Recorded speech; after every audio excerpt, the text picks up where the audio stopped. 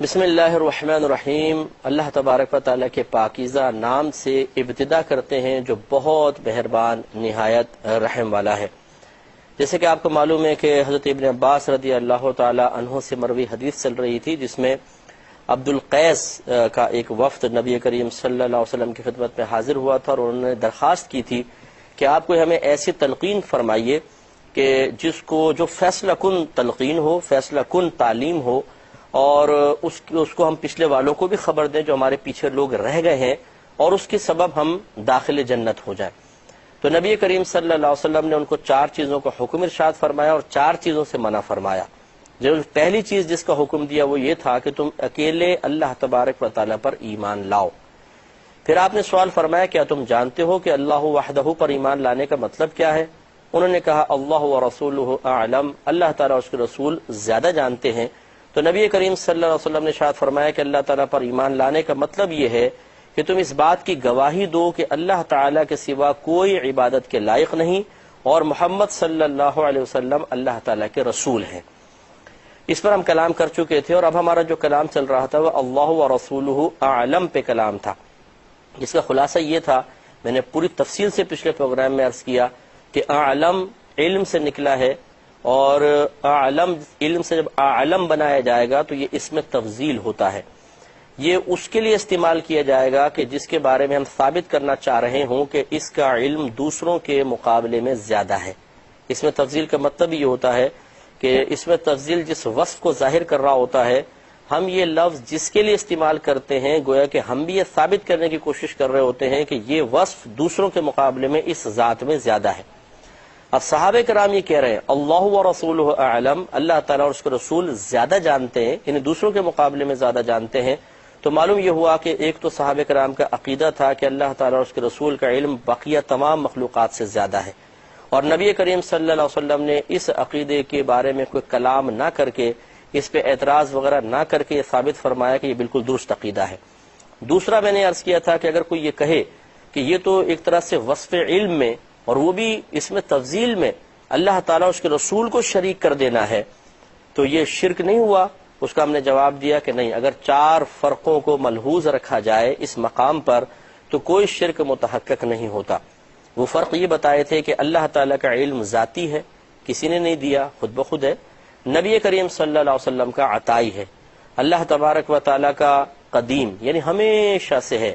اور نبی کریم صلی اللہ علیہ وسلم کا علم پہلے نہیں تھا، اللہ تعالیٰ نے بعد میں آپ کو عطا فرمایا، تو یہ غیر قدیم ہوا۔ اللہ تعالیٰ کا لامحدود، نبی کریم صلی اللہ علیہ وسلم کے علم مبارکہ کی اس کے مقابلے میں کوئی نہ کوئی حد ہے۔ اللہ تبارک و تعالیٰ کا علم غیر فانی ہے، نہ اس پر فنا ممکن ہے، نہ کبھی فنا واقع ہوگی، لیکن نبی کریم صلی اللہ علیہ وسلم کے علم مبارکہ اس کے مقابلے میں اس پہ فنا ممکن تو ہے لیکن واقع نہیں ہوگی۔ جو اس کی میں نے دلیل آپ کو بتائی کہ اللہ تعالیٰ نے قرآن عظیم میں فرمایا وَلَلْآخِرَةُ خَيْرٌ لَكَ مِنَ الْأُولَى،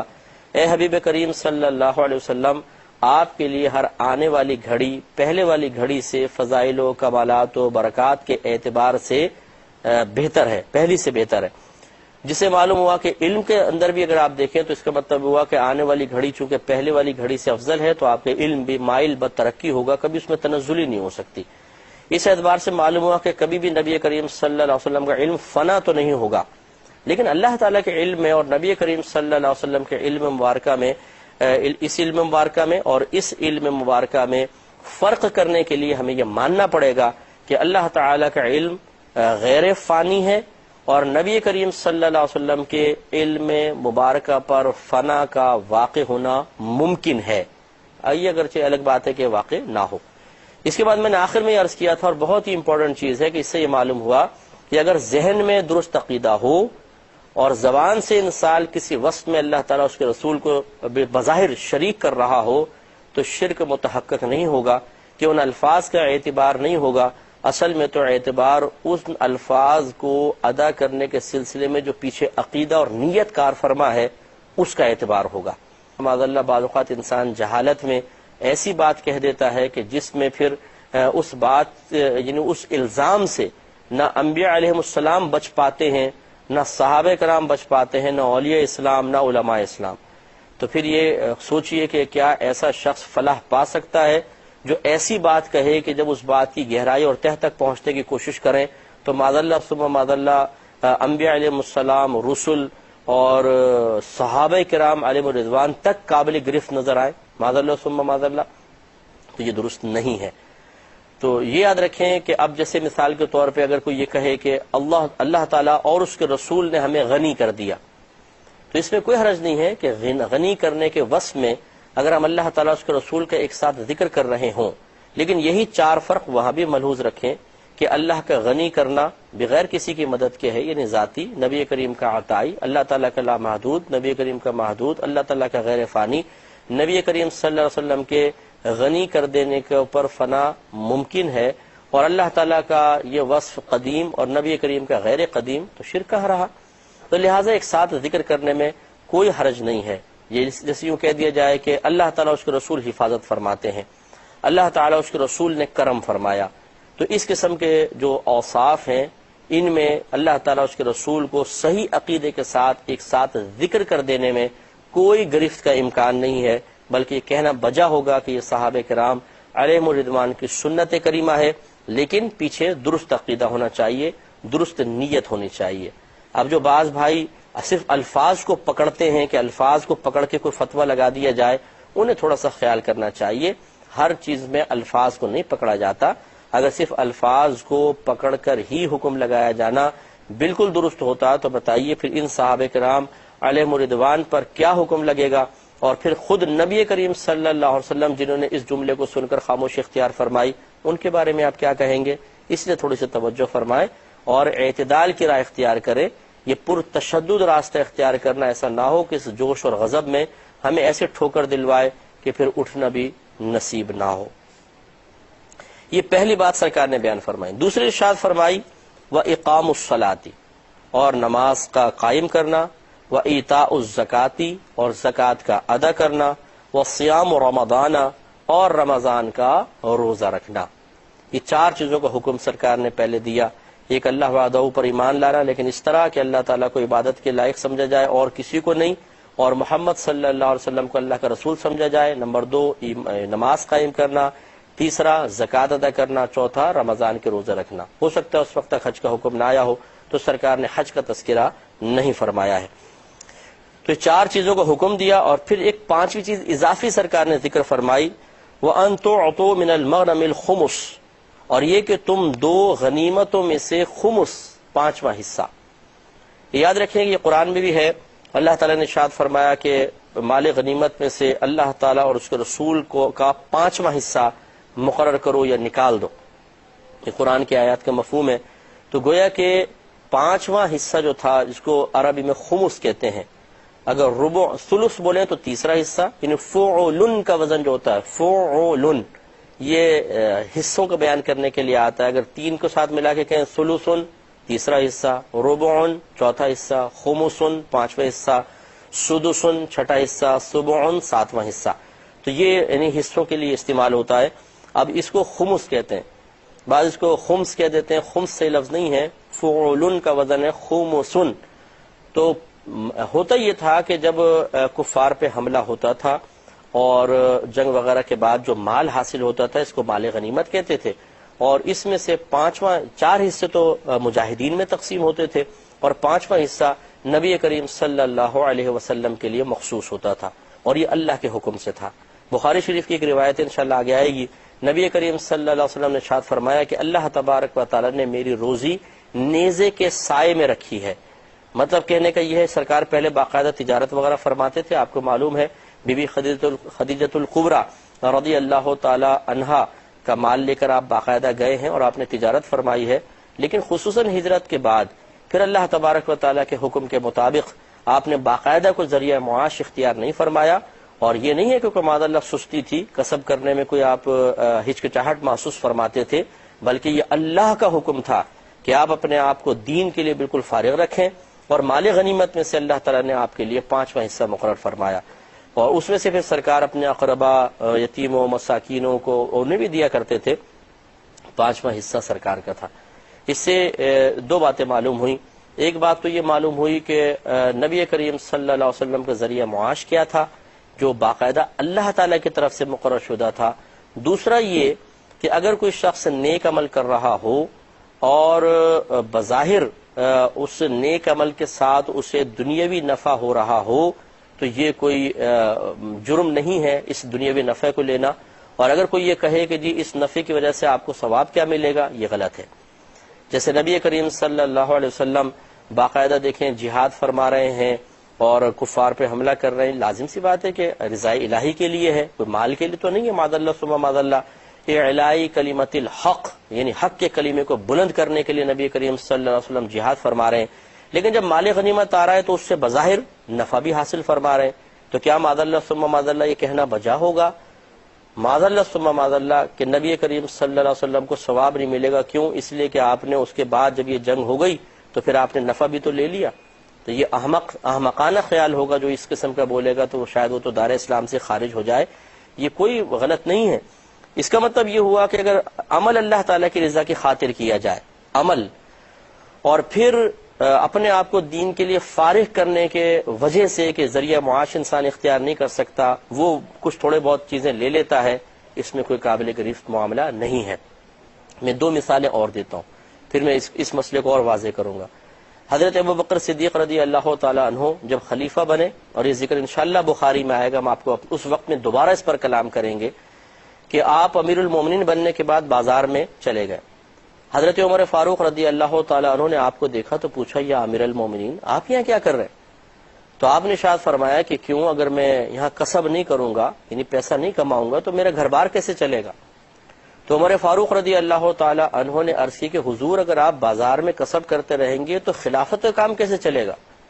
پھر باقاعدہ عمر فاروق رضی اللہ تعالی عنہ نے بڑے صحابہ کرام سے مشاورت کی اور حضرت ابوبکر صدیق رضی اللہ تعالیٰ عنہ کو معاشی مسئلے سے بالکل فارغ الذہن کرنے کے لیے آپ کا باقاعدہ ایک وظیفہ مقرر کر دیا گیا، جو بڑا قلیل اور مختصر تھا، لیکن بہرحال کر دیا کہ آپ یہ بس آپ کسب وغیرہ نہیں کریں گے، یہ آپ کو گھر پہ پہنچ جایا کرے گا اور آپ کار خلافت سر انجام دیں بالکل ذہنی یکسوئی کے ساتھ۔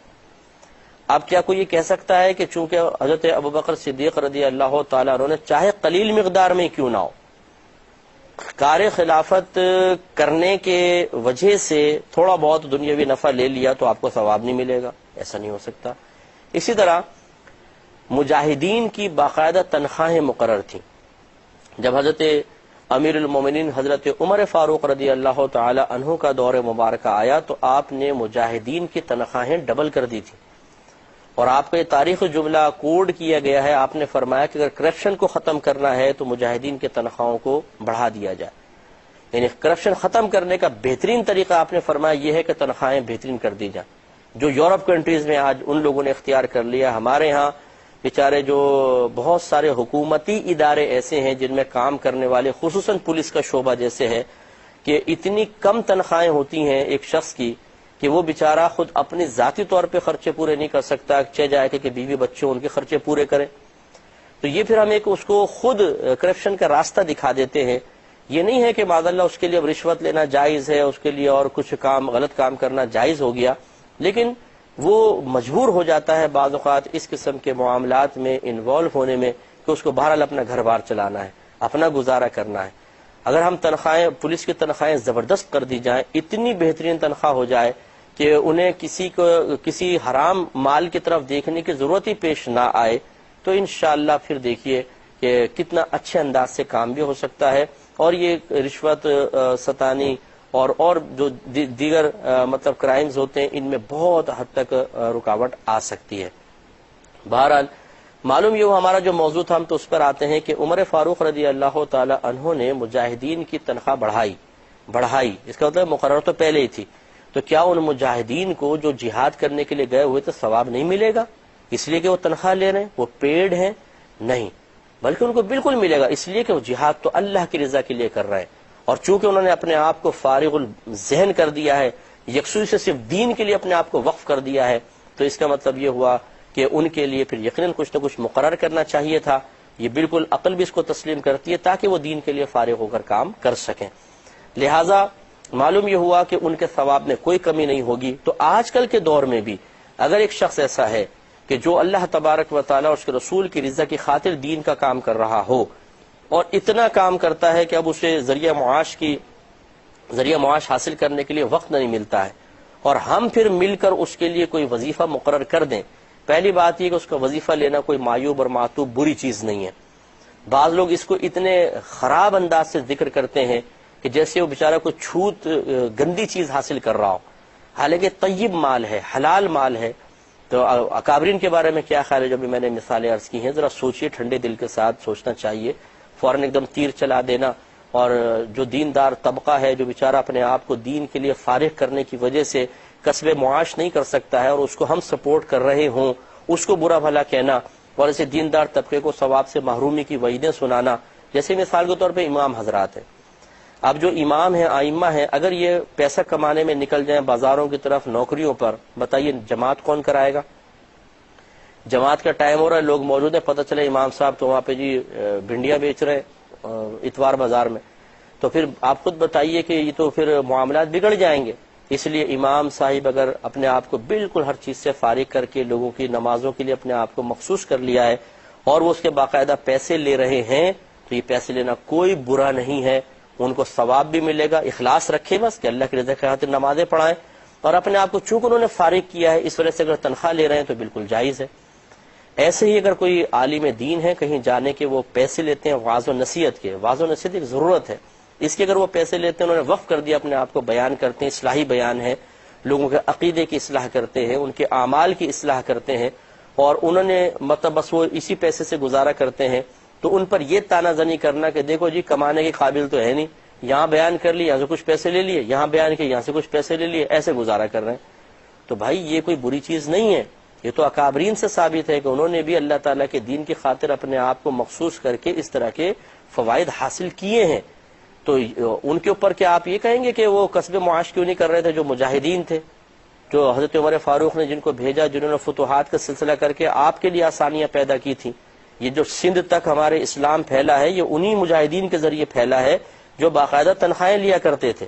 تو اس پر تو کلام نہیں ہوتا ہے۔ اسلام آپ کو گھر بیٹھے مل گیا، اللہ کا شکر ادا کرے، ورنہ ہو سکتا ہے کہ ہمارے بڑے کافر ہی ہوتے اور ان سے کفر منتقل ہو کے ہم میں بھی آ جاتا۔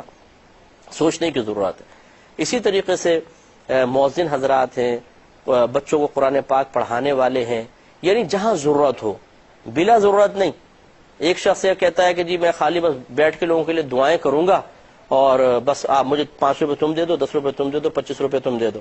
وہ اس طرح بیٹھ کے بس خالی دعائیں کر رہا ہے۔ دعا کوئی ایسی ضرورت نہیں ہے کہ جس کے لیے انسان تمام کسب معاش وغیرہ چھوڑ کر بیٹھ جائے اور اس نذرانے سے گزارا کرے، اس میں کوئی ضرورت متحقق نہیں ہے۔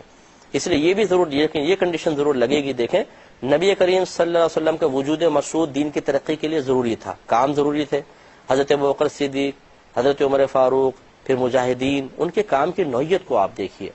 اس لیے خلاصہ کلام یہ ہے کہ اگر کام کوئی اس نوعیت کا ہو کہ جو بالکل ضروری نہیں ہے، اور پھر وہ اس کو دینی کام قرار دے کر کسب معاش سے جان چرائے، یہ غلط ہے، یہ بالکل صحیح نہیں کہیں گے اس کو ہم۔ ہاں جیسے اب میں نے آپ کو مثالیں دیں، امام حضرات اگر یہ نہ ہو مسجدیں ویران ہوں گی، مؤذن حضرات یہ نہ ہو اذان کون دے گا، بچوں کی تعلیم قرآن پر اجرت لینا اگر اس کو جائز قرار نہ دیا جائے مثال کے طور پہ، تو بچے ہمارے قرآن سے دور ہو جائیں گے، حافظ کیسے پیدا ہوں گے؟ ان میں ضرورتیں متحقق ہیں۔ ایسے علماء اسلام جو واقعی اخلاص کے ساتھ عقیدے کی اصلاح کر رہے ہیں، بیانات کر رہے ہیں، یہ سب سے بڑی ضرورت ہے، زبردست ضرورت ہے کہ اگر بیانات نہ ہوں تو لوگوں کی اصلاح کیسے ہوگی؟ اب اگر یہ اس کی تنخواہ لیتے ہیں باقاعدہ تو یہ بالکل ٹھیک ہے، کیونکہ ضرورت متحقق ہے۔ تو یہ میں نے ایک اصول آپ کو بتا دیا، اس سے آپ اندازہ کر سکتے ہیں کہ جس کام کو نیک عمل کہا جاتا ہے لیکن اس میں کوئی دین کی بڑی ضرورت شامل نہیں ہے، اس کی اجرت طلب کرنا مناسب نہیں ہے۔ باقی انشاءاللہ اللہ تعالیٰ کرم فرمائے گا۔ امید ہے کہ آپ ہماری بات سمجھ گئے ہوں گے۔ انشاءاللہ بقیہ باتیں نیکسٹ پروگرام میں کریں گے۔ وآخر دعوانا ان الحمدللہ رب العالمین۔